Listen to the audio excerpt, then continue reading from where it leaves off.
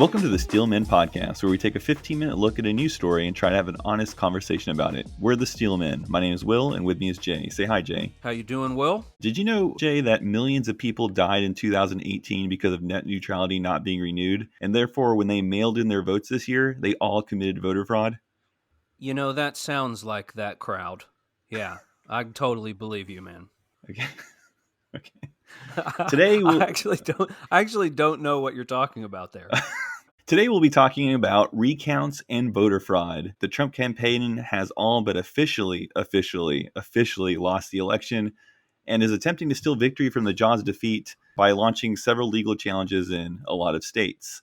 One such state is Georgia. Now, Georgia will be conducting a recount despite all these lawsuits, and it's supposed to be completed by 20 November. I imagine the goal here is to shrink the lead by finding a bunch of errors and, from what I read, absentee ballots that don't have a matching ballot paper. I'm assuming Trump is looking to throw those counts out. In addition, we have some lawsuits in Pennsylvania. The GOP is looking to invalidate ballots that arrived up to 3 days after the set deadline. Apparently, in Pennsylvania, lawmakers established a deadline for the election in 2019. But the Pennsylvania Secretary of State argued for an extension in court and won that ruling. The GOP thinks that this was unconstitutional and hopes the Supreme Court will overrule this decision. They want to have the votes segregated based on this deadline, and I imagine they want to invalidate any of those if they win in court. Now, I've also read that opponents argue that they've already done this, and that even if you take this into account, Biden would still win. They say that Biden's lead is less than 1% there, but they nobody knows how many votes this would account for, but they all know that it won't change the election. And I find this hard to believe if they don't have an exact number to nail down. Finally, in Michigan, there has been reports that there's been computer errors. In one county, Biden was winning a vote by 3,000, but then when they fixed the error, Trump would have won by 2,500, or he did win by 2,500. They did catch it. And so I guess the idea is that this same computer error might have happened across the state and maybe even in other states. Other than that, there's, of course, the same old dead people are voting all across the states. Now, I don't know if that's going to be enough votes to matter. So I guess the question here is, a lot of people have been criticizing the Trump administration for just not conceding and accepting defeat. And they're saying that this whole resistance is undermining the election process. So what do you think? Do you think it's undermining the election process, Jay? Well, sure, to some degree. And maybe that's the whole point. You can imagine a couple of motivations Trump might have. One is he genuinely believes that there is this massive scheme going on, or that maybe it's not a conspiracy. There's just so much BS going on. He genuinely cares about getting to the bottom and getting every legal vote counted, etc.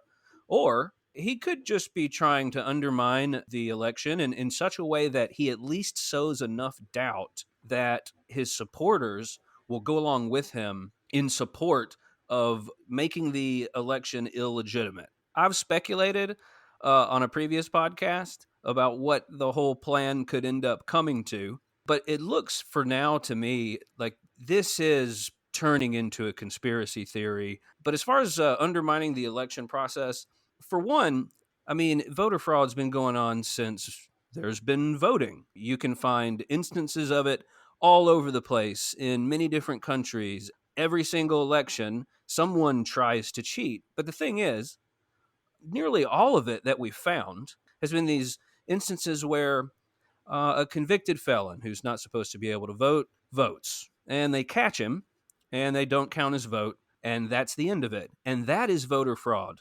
Or genuine mistakes are often made by people either trying to vote who shouldn't, or people who work at these ballot counting places.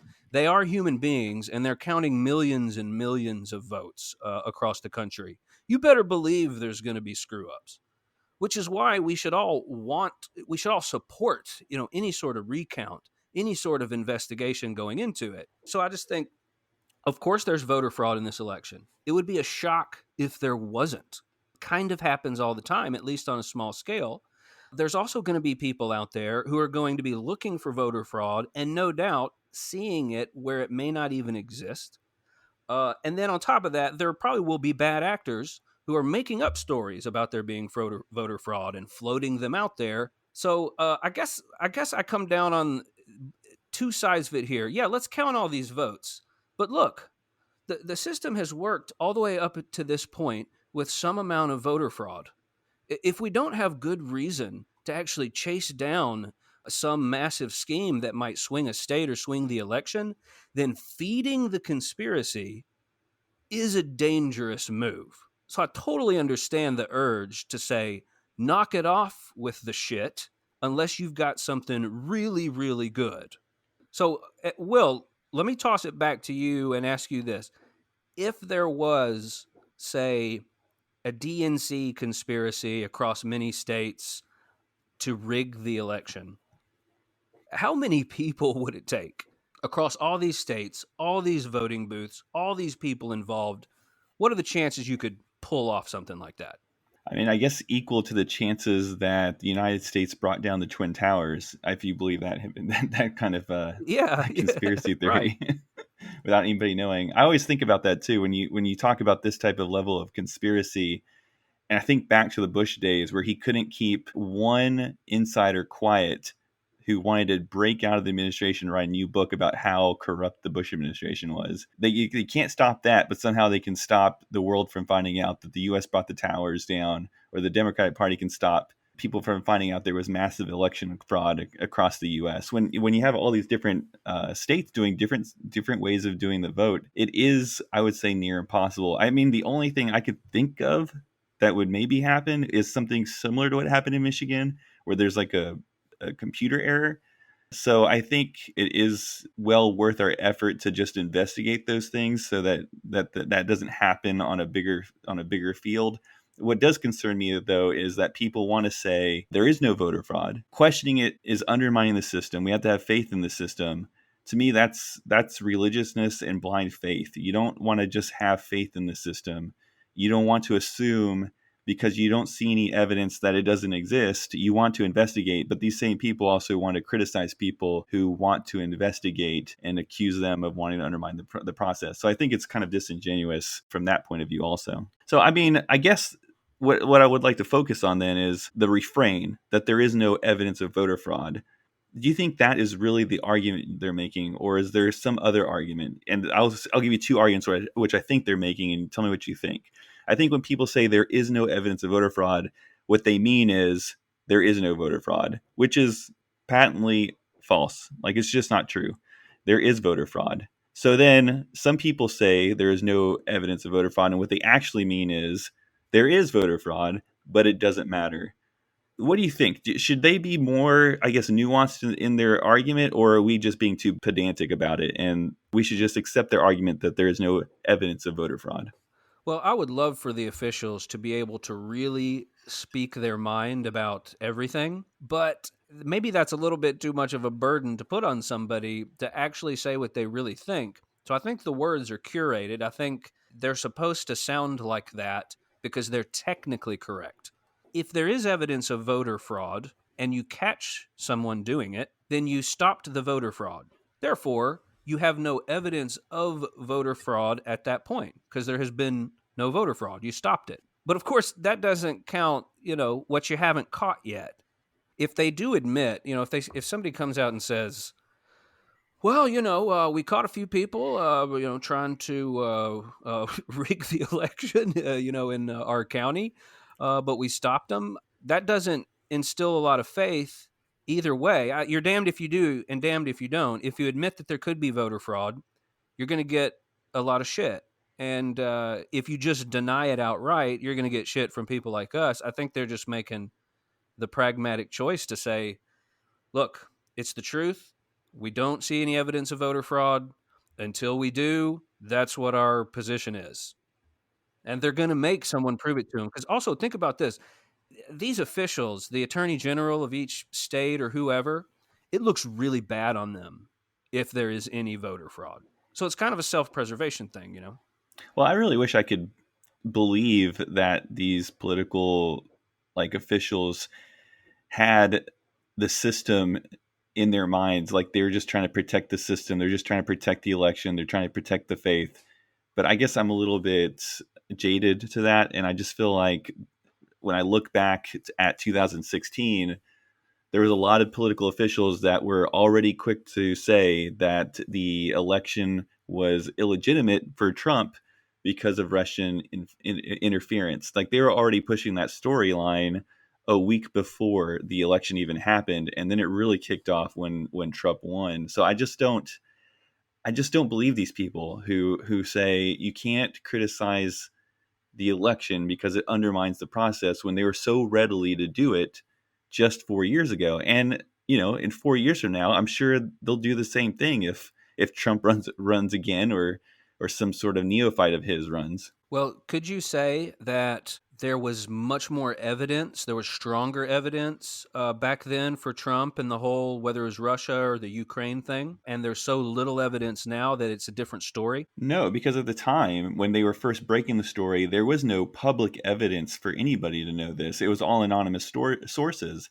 And a lot of it has come to be not true. So I think they were just believing the experts at the time, which were, CIA and FBI and people you're not supposed to trust anyways, because it's their job to lie to you.